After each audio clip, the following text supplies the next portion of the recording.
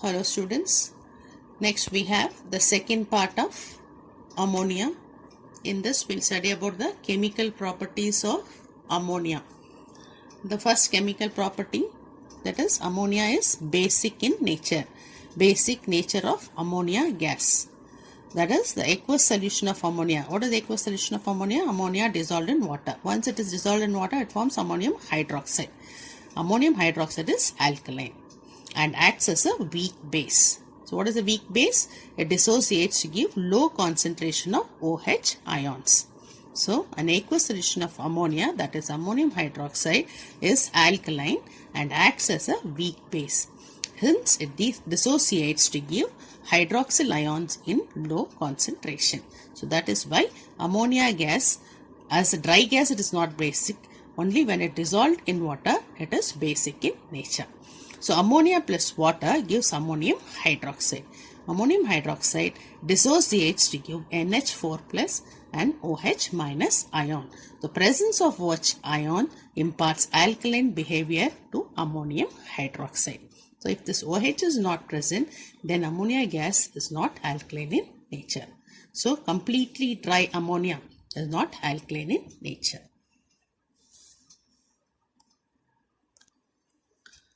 Ammonium salts, that is ammonia in gaseous form or in aqueous solution, neutralizes acids forming the respective ammonium salts. Now I said completely dry ammonia is not alkaline, but here you can see ammonia in gaseous form or in aqueous solution neutralizes acids forming the respective ammonium salt. So how does neutralization take place if it is not a base? When it comes in contact with an acid, the water which is present in it combines with it to form ammonium hydroxide. So it becomes a base. So ammonia in gaseous form or in aqueous solution neutralizes acids forming the respective ammonium salt. So ammonia plus H plus forms ammonium ion. So that's why it acts as a base. Now two methods of preparation of ammonium salt. You can prepare ammonium salt directly using ammonia gas with acids, dilute acids, or you can take aqueous solution of ammonia with dilute acids. In both the case, you will get ammonium salts being produced. First, we'll see with ammonia gas. These are all gas, ammonia gas with dilute acids. This is dilute acid, and this is ammonia gas. So ammonia gas with dilute HCl gives ammonium chloride, NH4Cl. Then ammonia gas with dilute nitric acid gives ammonium nitrate, another salt of ammonia. Then ammonia gas with sulfuric acid gives ammonium sulfate, NH4 twice SO4. So ammonia gas combines with dilute acids to give respective ammonium salts. The same salts can be prepared using ammonium hydroxide instead of ammonia gas. The only difference here will be you will get salt and water. So here ammonium hydroxide with dilute HCl gives same ammonium chloride plus water. Ammonium hydroxide plus nitric acid gives ammonium nitrate plus water. Then ammonium hydroxide plus dilute sulfuric acid gives ammonium sulfate plus water. Now get to know the difference. When a gas and a dilute acid combine, you get only the salts being formed. When dilute acid with ammonium hydroxide is made to combine, you get salt and water being formed. So you get the same salt with water being formed. Now balance the equations. First equation, ammonia plus HCl, ammonium chloride is balanced. Then ammonia plus nitric acid giving ammonium nitrate is also balanced. Now ammonia plus sulfuric acid giving ammonium sulfate is not balanced because you have 2 NH4. NH4 is twice here. So you get 2NH3, H2SO4 giving ammonium sulfate. Then ammonium hydroxide plus HCl giving ammonium chloride plus water is balanced. Ammonium hydroxide plus nitric acid giving ammonium nitrate plus water is also balanced. And ammonium hydroxide plus sulfuric, again here it will be 2NH4OH twice plus 4 hydrogen. So it is 2H2O. One more point to remember here. Ammonium chloride undergoes thermal dissociation on heating. What is thermal dissociation? A reversible decomposition reaction. So ammonium chloride decomposes to give ammonia plus HCl. We have already studied in HCl. Said ammonia is a basic gas. Hydrogen chloride is an acidic gas combined to give a white solid ammonium chloride. So that's the reverse of this. Ammonium chloride dissociates to give ammonia plus hydrogen chloride. Aqueous solution of ammonia, that is ammonium hydroxide, is used as a reagent to identify various cations like Fe2 plus, Fe3 plus, Pb, Zn2 plus and Cu2 plus, and many other cations can be identified using ammonium hydroxide. It is used as a reagent in the lab to identify the cations. So let us study about it, but in practical we'll be doing it in the lab later on. So an aqueous solution of ammonia or excess ammonia passed through an aqueous salt solution precipitates hydroxides of metals from the solution of their salt.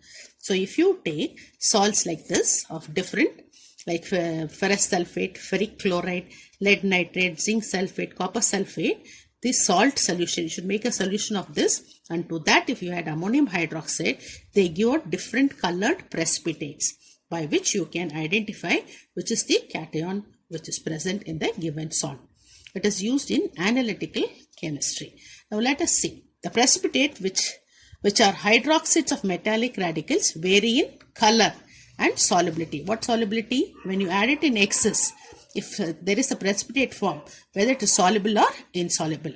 Based on that, you can identify the cation which is present in the given salt. So in excess of ammonium hydroxide, what happens? Some of the precipitates will dissolve, some of it will not dissolve, that is insoluble. So based on that, we can identify the cations which are present or the positive radicals which are present. So this is a column which shows the salt solution, ammonium hydroxide, and what is the product being formed, color of the precipitate and solubility of the precipitate in excess of ammonium hydroxide. The various cations what we have taken here is Fe2 plus, this is Fe3 plus, this is Pb2 plus, Zn2 plus, Cu2 plus. The example for Fe2 plus, ferrous sulfate, iron 2 sulfate. When ammonium hydroxide is added to iron 2 sulfate salt solution, both are solutions added, you get an ammonium salt being formed. Now what is the salt which is formed here? It is ammonium sulfate, that is NH4 twice SO4. And what is the metallic hydroxide which is formed? Get FeOH twice, because it is iron 2 sulfate. So you get FeOH twice. The color of the precipitate which is formed is dirty green. To this precipitate, if you add more of ammonium hydroxide, the precipitate is insoluble. So you can identify by the color of the precipitate and the solubility in excess that it is Fe2 plus ion. The next is iron 3 chloride, that is ferric chloride. To which solution, ferric chloride solution, you are adding ammonium hydroxide solution. So we get a salt being formed. That is, what salt will be formed? Ammonium chloride. So double decomposition reaction. So ammonium chloride will be NH4Cl. Then plus FeOH thrice. FeOH thrice. All these are precipitates. So the color of the precipitate is reddish brown. To this precipitate, add excess of ammonium hydroxide and see the solubility. This is also insoluble in excess of ammonium hydroxide. So by the color, it is dirty green precipitate if you get, it is Fe2 plus ion. If you get a reddish brown precipitate, it is Fe3 plus ion. We'll balance the equation and then we'll proceed to the next. So NH4 twice, so it will be 2NH4OH. The rest of it is balanced. And here OH thrice. So should be 3NH4OH and 3NH4Cl. Okay, the next lead nitrate, that is lead to nitrate with ammonium hydroxide solution. Lead nitrate solution with ammonium hydroxide solution produces an ammonium salt. What does the salt produce? It is ammonium nitrate, NH4NO3. Then what is the metallic hydroxide? Lead hydroxide, PbOH twice. The color of this precipitate is chalky white, because there are many whites, so we have to mention what white it is. This is chalky white. Lead hydroxide is chalky white, which is also insoluble in excess of ammonium hydroxide. The next is zinc sulfate plus ammonium hydroxide solution. So what is the ammonium salt formed? It is ammonium sulfate, NH4 twice SO4 plus. So what is the zinc hydroxide? ZnOH twice. The color is gelatinous white. Both are white. Lead hydroxide is chalky white. Zinc hydroxide is gelatinous white. Now see the difference. That is, chalky white precipitate is insoluble in excess of ammonium hydroxide, whereas gelatinous white precipitate is soluble. If you add excess of ammonium hydroxide to this gelatinous white precipitate, it dissolves to form a colorless solution, that is tetraamine zinc sulfate. So whenever it is soluble, a precipitate is soluble, you have to write another reaction. Okay, so now just balance the equation and then we'll proceed to the next. Just check for lead nitrate ammonium hydroxide. So it will be 2NH4OH and 2NH4NO3, PbOH twice. Zinc sulfate also will be 2NH4OH. Yes. Now, since it is soluble, so you have to show the solubility reaction. You write all that is found in the product side. You have zinc hydroxide and ammonium sulfate. So write zinc hydroxide plus ammonium sulfate.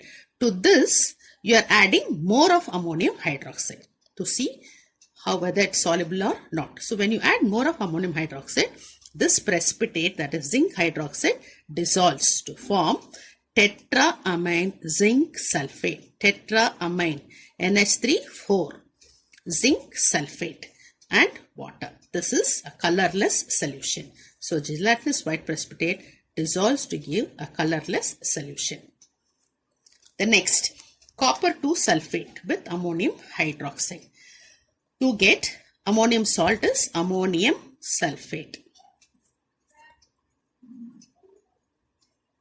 Now the precipitate will be copper hydroxide, which is a pale blue precipitate. It's a very important equation. Most of the question paper you can expect this. That is reaction of copper sulfate with ammonium hydroxide. It gives a pale blue precipitate. Add excess of ammonium hydroxide. It dissolves. And if you know that if it is dissolving, then you should write the next reaction. So take whatever is given in the reactant side. That is ammonium sulfate plus copper hydroxide. To this you are adding excess of ammonium hydroxide. Now what happens?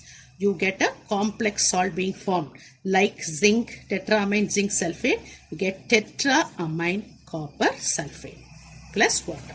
Salt plus water. So what is the color of this? The color of this tetraamine copper sulfate is deep blue. And it is no more a precipitate. It is a solution. It dissolves to form a deep blue or inky blue solution. Very, very important. These two, normally in most of the papers we can see the question based on this is asked. That's why I have given you here important. When ammonium hydroxide is added to copper 2 sulfate solution, a pale blue PPT is formed, which dissolves in excess of ammonium hydroxide forming a deep blue or inky blue solution. This is only deep blue or inky blue solution. So the formulas I have written once more here to make it very clear. CuNH3,4SO4 is tetraamine copper 2 sulfate. Tetra means 4, amine is NH3, tetraamine copper sulfate. Then tetraamine zinc sulfate. So these two formulas not very clear here, so I have written it once more here. So these are all very important. You have to learn writing and practicing, not just reading, but you will be doing in practical in the lab later on. The next chemical property is ammonia gas as a reducing agent. Ammonia gas is a strong reducing agent and reduces metallic oxides and chlorine. So we'll take two examples for metallic oxides and chlorine and study about the reducing nature of ammonia. You can see the diagram given. You can even look into a textbook or the PDF file which I will be sending it.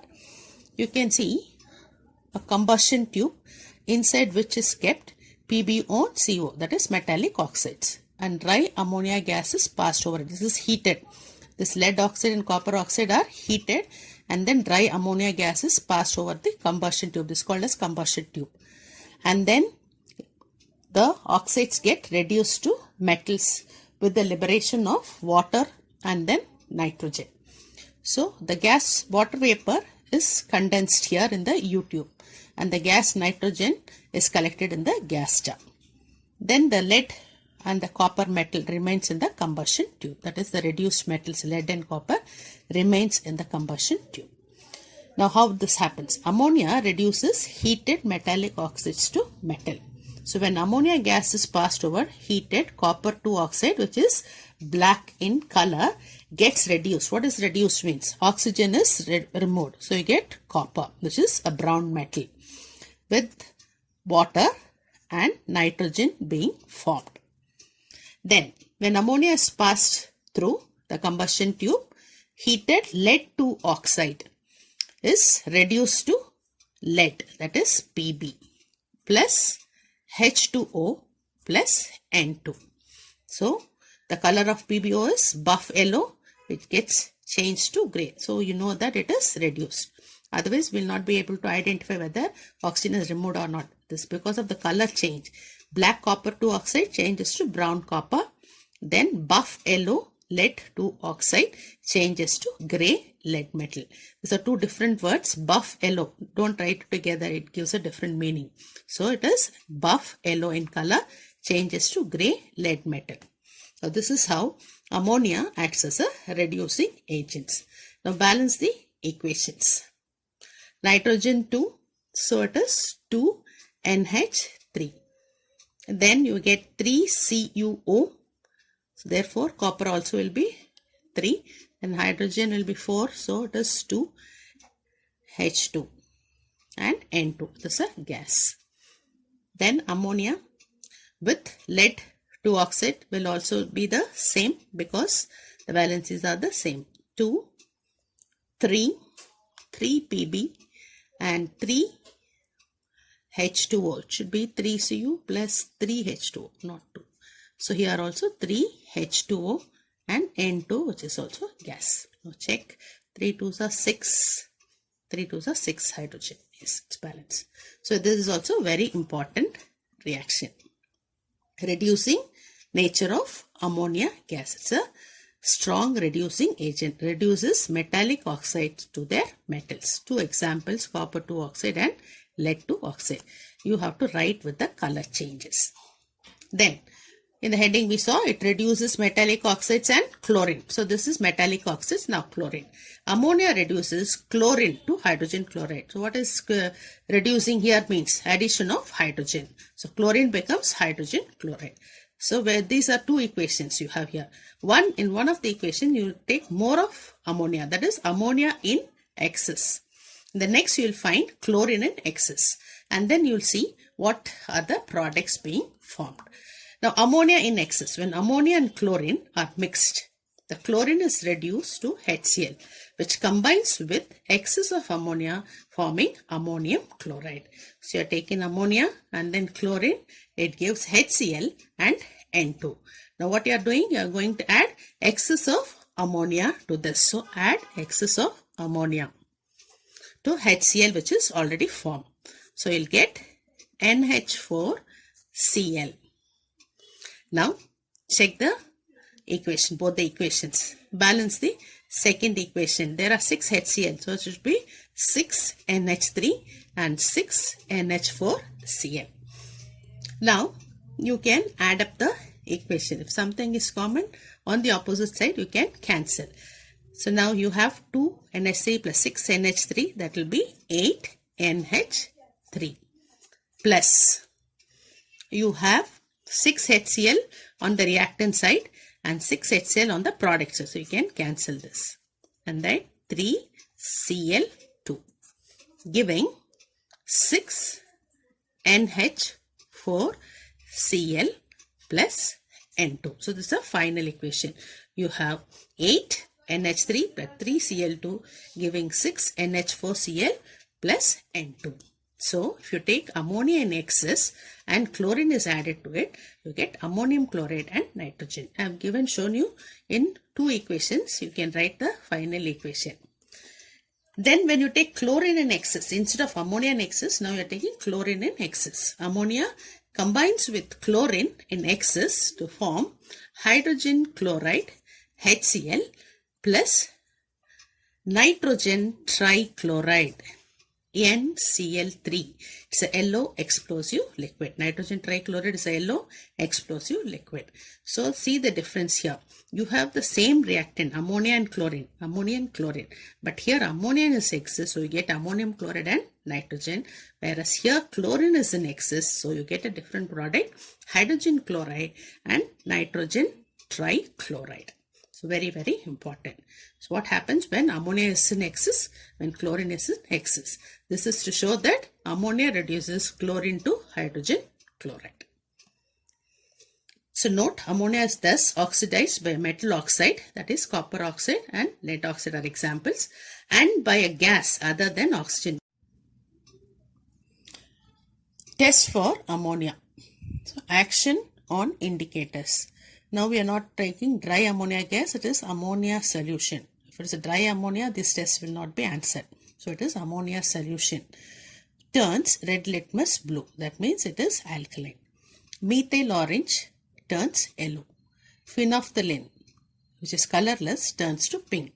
You studied in hydrogen chloride gas, phenolphthalein, which is colorless, remains colorless, that is for acids. Here it's a base, so colorless phenolphthalein turns pink. Then neutral litmus, which is purple in color, turns to blue. So these are action on indicators of ammonia solution. Remember, it is ammonia solution.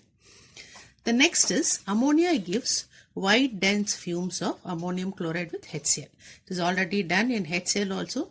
So you know when ammonia and HCl combine, whether it is acid or gas, you get dense white fumes of ammonium chloride being formed. That's another test to indicate it is ammonia. Then when ammonia gas is passed through copper sulfate solution, this test is also you have already learned.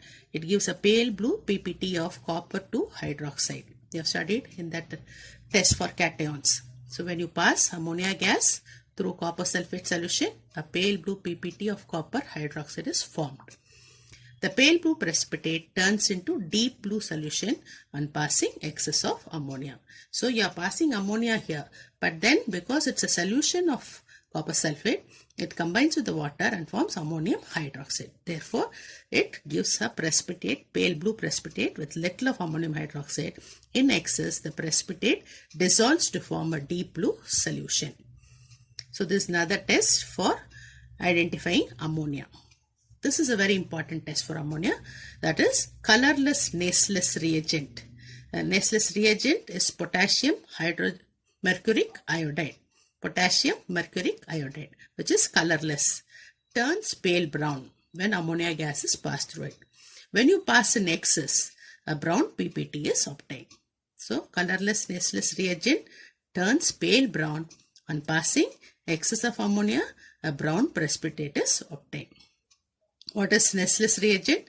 It is potassium mercuric iodide.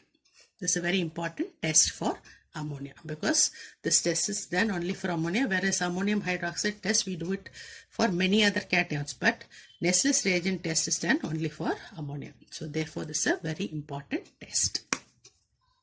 Then uses of ammonia. It is used in the manufacture of fertilizers, mainly urea. Formula is NH2.CO.NH2.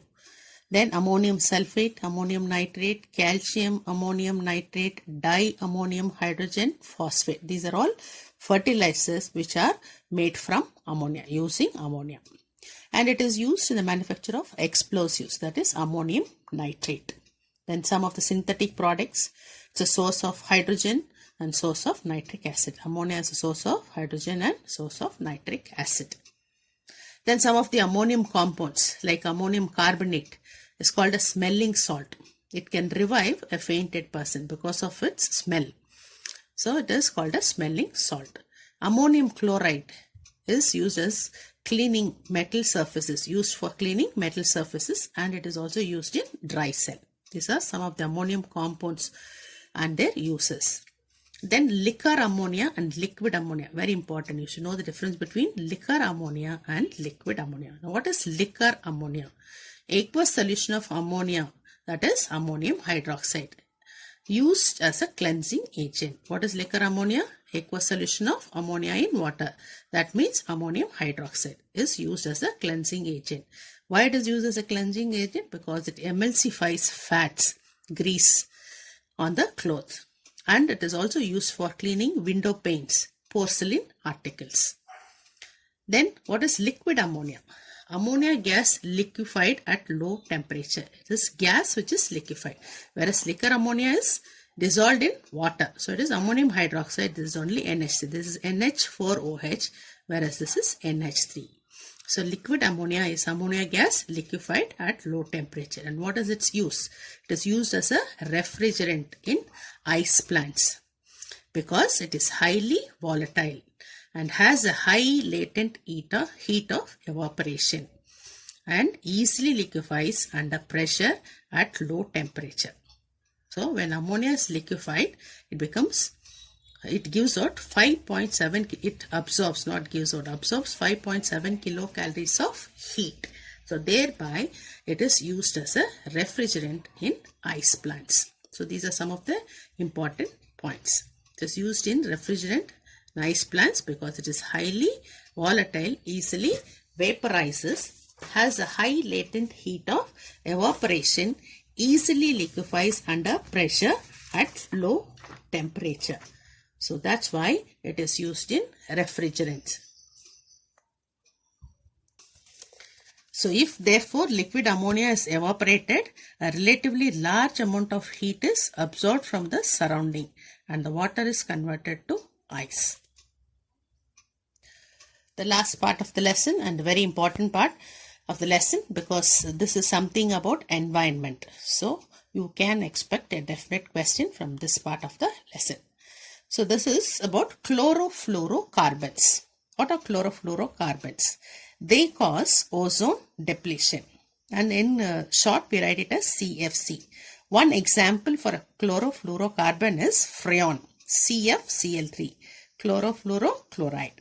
These are chemicals which, like liquefied ammonia gas, are used in refrigeration gas.